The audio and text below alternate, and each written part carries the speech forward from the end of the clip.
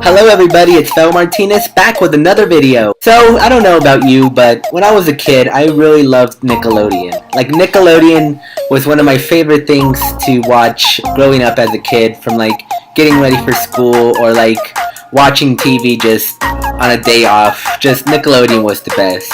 However, some Nickelodeon shows and movies are not really that good to me. Some are just boring and not interesting to watch. Some has really creepy imagery in it that I would never watch because it would always just creep me out so much. So in today's video, we're going to be reacting to top 6 worst Nickelodeon movies ever. Because we all know Nickelodeon loves to do movies instead of TV shows sometimes. So we're going to see what the worst Nickelodeon movies are right now. Let's get right into it. Howdy, let's go. It's time to check out the ultimate cinematic flops from that shambling juggernaut of children's television, Nickelodeon. Nickelodeon movies tend to range from passable distractions to outright dreadful devastations. In fact, Nick has been making a continual line of notoriously stupid mistakes in filmmaking for 20 years now. So, to celebrate this momentous occasion, let's check out the top 6 worst Nickelodeon movies. Top And just 6. as always, if you do like these films, that's great. For most of these, I'm the completely wrong demographic, so take this list with a pinch of salt. Anyway, let's do this countdown. Alright, let's do Number this. 6. Fairly Odd Movie, which is quite an understatement. I kind of like that This movie. movie is more than fairly odd. It's out. I didn't really watch the TV show, but the movie was pretty good, I would say. This has so much cheesy, sugary, saccharine tween that it's likely to cause liver failure before the 20-minute mark. But I'm actually kind of mixed on this one, because it's one of those situations where I really like the main actors. I like how they made the characters like the cartoon Drake too. and Josh. And Daniela plays the role of ex-stalker / environmentalist Tootie surprisingly sweetly. Maybe you wanted to go down to the waterfront, watch the sailboats, grab a smoothie? Yeah, that sounds really neat. But the role and story itself feels so humiliating for them. Basically, it's Timmy Turner's 23rd birthday. 23rd? Thanks, guys. And for years, he has continually refused to even try to get a job or move out of home. In fact, he's been in the 5th grade for 13 years. I've been in this class for 13 years. 13 years in 5th grade. Cosmo look like hideous CG flesh monstrosities that will offend your eyes and ears the second they lumber onto screen. I've been told my voice is kind of irritating. Of course, I don't believe it. This one is on the start of the list because, well, as simple as it is, I really like the romance between Timmy and Tootie. I thought that was pretty cool too. And I actually just like watching them go on dates together. This is just my kind of schmaltz. I'd much prefer to just be watching these two hang out and get to know each other for the whole movie. But no, Wanda and Cosmo have to continually interrupt the pleasant atmosphere with their most obnoxious jokes ever. I hate change. That's why I only change my underwear every 3,000 years. But, again, I actually ended up watching the 2 sequels because of Drake and Daniela. And as the sequels continued... That's right, they made 2 sequels on this movie too. Campiness. But overall, Fairly Odd Movie is completely alien to its original source material. And for number 5... Number Teenage 5. Mutant Ninja Turtles 2014. What could be worse than a Michael Bay? Honestly, some would I say have to agree on that. But it turns Teenage out Mutant Ninja by Turtles is not Michael really my Bay's favorite. Airheaded vapid explosion white noise garbage with the incompetence of Nickelodeon movies. We get, well, this. April, come with me. I got a safe place for you to hide, and if you get thirsty, I got a secret stash of Orange Crush behind the fridge. The turtles themselves look more like grotesque green CGI'd pig swirls. Shredder has been turned into a discount transformer, and every piece of dialogue is more cliche than the last. Oh, she's so hot I can feel my shell tightening. And even if you can somehow tolerate these Bay-esque turtle imposters, you might as well call it April the movie, because the movie's all about April. Though that is true, yeah. Megan Fox was chosen purely as eye candy and looks and acts absolutely nothing like April. So I guess it's more Lady in Yellow Jacket the movie. and the Lady turtles in will Yellow continually Jacket. shove their face into the camera continually, as though the computer team was actually proud of what they'd done with their $125 million budget. The story is basically, the villains release a toxin so they can get rich selling the cure. April meets the turtles and they have to stop the bad guys. On the plus side, the turtles have the occasional line you might chuckle at. But then, the Bay flashing of doom starts. This means that all attempts to build story or character are destroyed in the name of Bay desperately attempting to give the audience a seizure so they might forget how abysmal he wasted $125 million US. What more can really be said other than it's a Michael Bay film? The villains are boring, the dialogue is forced, the action scenes are your standard Bay explosion-y white noise snore. The whole thing reminds me of the Smurfs movie, shot in the dark under an ugly green light. The Smurfs movie. It's not bad enough to be interesting and not good enough to be recommendable. It's just another depressingly successful example of Bay taking another dump on countless people's childhood memories. And the fourth worst Nickelodeon movie is Barnyard. Well, let's start with the obvious. Barnyard was my favorite. That one had Kevin James in it. It's basically cheap, vapid fluff pieced together. And then they made a TV substance. show about it called Back at the The Barnyard. story is the cows on this farm have learned to walk and talk. The main character, Ben, is trying to teach his son Otis to lead the farm, but Otis doesn't want to, and... I could go on, but I've already phased out just reading that plot synopsis, and I suspect you probably have too. While we could question how an entire barnyard magically developed frontal lobes in their cranium capable of speech, planning, and higher order thinking, I think the more pressing question is how any designers gazing upon this smeary puke avalanche of a film couldn't be revolted by the I watched that movie when I visuals they was, created. Chicken Little I think looks far superior to 6 this years film. old, yeah. I consider it among Disney's ugliest CG. Even if your studio isn't Pixar or DreamWorks, surely the art of computer graphic animation does not have to look this hideous. She call me Mr. Bombastic, tell me fantastic. From the jokes to the action scenes, everything leaves such an infinitesimally tiny impact that you'd swear you'd just blacked out for 90 minutes. Did I mention the CG looks like the open remains of an orgy trash bag? Because this thing really does look bad.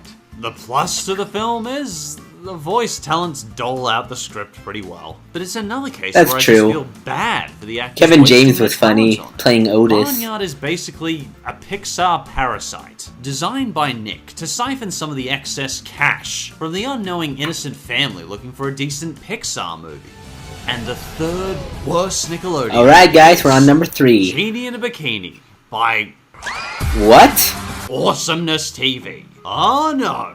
Oh no, no, no. How is telling the viewer that Awesomeness TV made this a promotion? It's more like a public service announcement.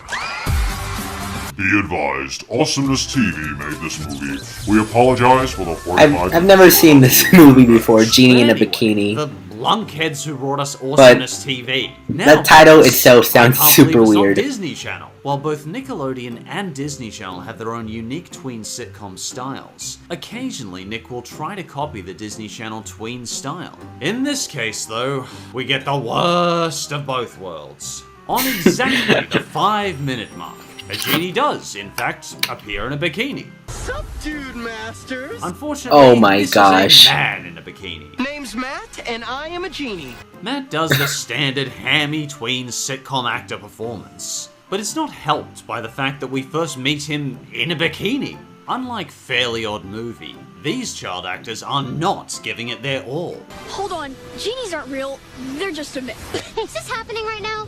Is what's happening seriously happening right now? The standard bland story plays out. The kids have fun as the genie grants wishes. With slight twists, they learn more about the genie's troubled past. Blah, blah, blah, blah, blah, blah, blah. There's no overall message or overall structure to the story. Kids run around, adults act over the top and stupid. It's one of the most uninspired teen sitcom movies I've ever seen, despite being called Genie in a Bikini. I mean, with that title, you could have just given me this picture for 90 minutes, and it still would have been better. At least these ladies aren't trying to act. Instead, they gave us This talking banana! Boy, I'd sure like to come to your party! Genie in a Bikini is just one big, underwhelming, lousy gimmick movie. that disappointed on every front. I could see it. And the second worst Nickelodeon movie is The Number Last 2. Airbender. Oh, I totally agree on Nickelodeon that. movie list is I complete totally without agree The with Last this Airbender. right now. I've talked about this one before though, so I'll keep I didn't like the Avatar series It's hard to put at a all finger because they weren't specifically on interesting to what me. doesn't work about The Last Airbender And when I saw the movie, most. it was Is just the lackluster boring. performances? Shyamalan's complete lack of understanding of the original material, the confusing and tedious narrative. Most likely, it's a combination of all of them. Basically, after getting the green light from Nickelodeon, our buddy Shyamalan decided to remake Avatar, giving us some agonizingly poor acting performances, and a bunch of flashy effects with a dull, laborious story and zero investment. One of the most fascinating things I find about this Shyamalan flop is the completely deadpan delivery of almost every actor. Just want to accept my role as the Avatar. Somehow, Shyamalan has this talent where he can actually coach decent actors to give less authentic deliveries for his films. It's like all the actors are just as bewildered about the completely incoherent narrative as the audience is. To get your airbending tattoos, you have to meditate for long periods of time. The actors tend to just walk around repeating lines and looking puzzled. The best part I found about this movie was it looked kinda pretty at times. And honestly, I know you have to give it that. It did look pretty. Unlike Bay's films, which are so soullessly bad that they're bad, Shyamalan's films are generally so bad that they're good, because they're an honest expression of himself, and not just cheap, profit-driven, mindless Hollywood fluff. But this is the exception. Nothing feels original or earnest here. It feels like Shyamalan's turned a beautiful, original, compelling cartoon into a hackneyed, fantasy-esque nothing movie with no emotional energy whatsoever. And before we get to number one, I like to give the usual quick, dishonorable mentions. The quick Rugrats ones. Go Wild.